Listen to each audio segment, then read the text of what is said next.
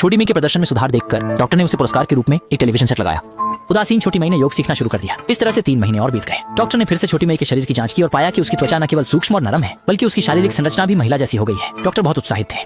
उसके बाद से वो हर दिन घर लौटते ही सबसे पहले निगरानी के माध्यम से शाओ मई को देखने लगते, लेकिन स्क्रीन के माध्यम से यह कितना नीरस था, इसलिए वह शाओ मई के कमरे में चले गए। आश्चर्य की बात है कि शाओ मई ने पूरी तरह से महिला के शरीर को स्वीकार कर लिया है और उसने डॉक्टर से अनुरोध किया कि वह उसे अधिक से अधिक समय बिताए और उसके साथ सुखद जीवन बिताने की उम्मीद जताई। छोटी मई की सांसें सामने आ रही थी। डॉक्टर को केवल पूरे शरीर में गर्मी और बेचैनी महसूस हो रही थी, लेकिन अपनी आखिरी तर्कसंगता के कारण उन्होंने खुद को कंट्रोल कर कमरे से बाहर निकल गए। उसी दिन नौकरानी का बेटा बड़ा टाइगर वहां आ गया। उसने अपनी मां को याद करने का बहाना बनाकर दरवाजा खुलवाया, लेकिन जल्द ही टीवी पर बड़े टाइगर के अपराध की खबर चलने लगी। नौकरानी को तब एहसास हुआ कि उसका बेटा वांछित होने से बचने के लिए आया है, इसलिए उसने उसे बाहर निकालने का फैसला किया।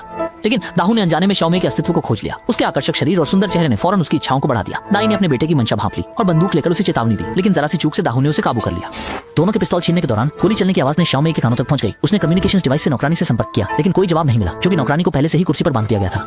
फिर दाहू शीघ्र ही शाओ मई के कमरे की खोज कर रहा था। बाहर से ताले खोलने की आवाज सुनकर शाओ मई तुरंत दरवाजे के एक कोने में छिप गई। जैसे ही दाहू ने दरवाजा खोला, उसे हमला किया। फिर पूरी गति से दौड़ने की कोशिश की, लेकिन फिर भी जमीन पर पड़े दाहू ने उसे पकड़ लिया और फिर उसे कमरे में जबरन ढोकर ले गया और उसके साथ दुर्व्यवहार किया। रात में जब डॉक्टर काम से घर वापस आया तो उसने देखा कि बूढ़ी नौकरानी को कुर्सी पर बांधा गया है।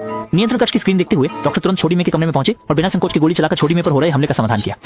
इस घटना ने दोनों के बीच भावनाओं को तेजी से बढ़ा दिया। एक रात एक ही बिस्तर पर एक साथ सोने के बाद छोटी मई मान से नाश्ता लेकर आई। जागे हुए डॉक्टर ने प्लेट पर चाकू देखा। उसे चिंता थी कि शाओ मई बदला ले सकती है, लेकिन शाओ मई ने बस ध्यान से उसके लिए कॉफी डाल दी। इस कदम में डॉक्टर को धीरे धीरे मंदिर की चिंता को कम करने पर मजबूर कर दिया। यहाँ तक कि वह सहमत हो गया कि नौकरानी को शॉपिंग के लिए बाहर ले जाए। जिस दिन उस समय सर्जरी में शामिल सहकर्मी डॉक्टर के पास पहुंचा, वह चाहता था कि सर्जरी रूम वाली विला उसे किराए पर दे दी जाए, लेकिन डॉक्टर ने उसे तुरंत मना कर दिया। पर सहकर्मी ने जाने का चयन नहीं किया, बल्कि उसने छोटी मई की फोटो वाली अखबार निकाल ली। उसे संदेह था कि उस समय की सर्जरी अवैध थी। अगर विला उसे किराए पर नहीं दी गई तो वह डॉक्टर की शिकायत करेगा। और गुस्से से भरे डॉक्टर ने दराज से पिस्तौल निकाली। तभी बातचीत सुनकर शाओ मई अंदर आ गई। उसने सहकर्मी को बताया कि डॉक्टर ने उसे अगवा या धमकी नहीं दी, सब कुछ उसकी खुद की मर्जी से था। सहकर्मी को देखकर वह मायूस होकर चला गया। डॉक्टर शाओ मई के इस व्यवहार से बहुत खुश हुए, लेकिन उन्होंने ध्यान नहीं दिया कि शाओ मई ने अनचाहे अपनी तस्वीर की ओर देखा। रात को जब दोनों तैयार थे अंतरंगता के लिए, छोटा माई ने कहा कि वह नीचे जाकर खरीदा हुआ लुब्रिकेंट ले आएगी। डॉक्टर ने स्वाभाविक रूप से अनुरोध मान लिया, लेकिन जब छोटा माई ने बैग से लुब्रिकेंट निकाला, उसने ड्रॉअर से पिस्तौल भी बैग में रख ली। फिर उसने लैंप चलाया, पुराने पुरुष रूप की अपनी तस्वीर देखी और अखबार पर फोटो को प्यार से चूमा। वह कमरे में वापस आई। उसने डॉक्टर को लुब्रिकेंट थमा दिया और फिर बैग से पिस्तौल निकाल ली।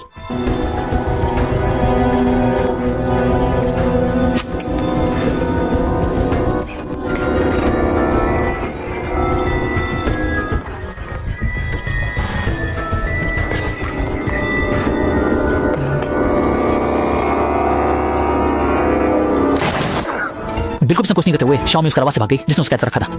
वह रातों रात खड़ी देखकर अपनी मां के फौरन दुकान पहुंची। जब वह धीरे धीरे दुकान के अंदर दाखिल हुई तो सीमा पहचान नहीं पा रही थी कि वो कुछ साल पहले मृत्यु हो चुके बेटे का चेहरा है। अच्छा हुआ कर्मचारी ने कुछ ढांप लिया और फिर सीमा को बुला लिया। अंततः मां के सामने छोटी मई ने कई वर्षों से सहन किए गए कष्टों को बताया।